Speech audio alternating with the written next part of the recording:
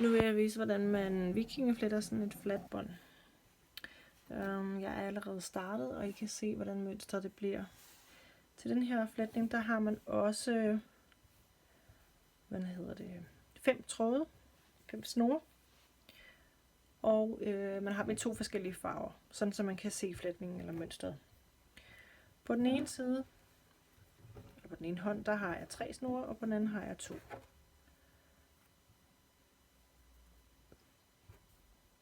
Og ligesom vi har gjort tidligere, der er det sådan, at den, hvor man kun har 2, der skal man så have pegefingeren fri.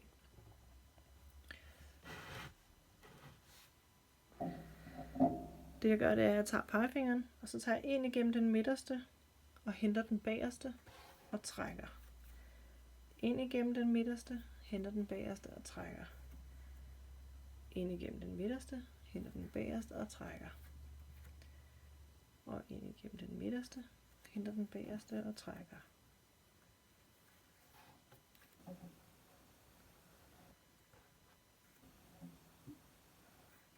Og så husker jeg selvfølgelig hele tiden at skifte fingre på den hånd, hvor jeg kun har 2 snore.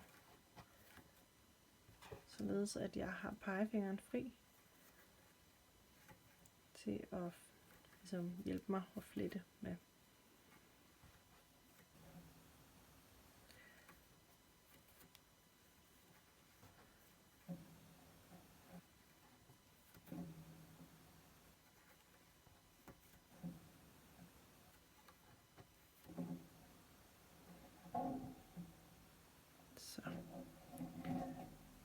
Så kommer det til at se sådan her.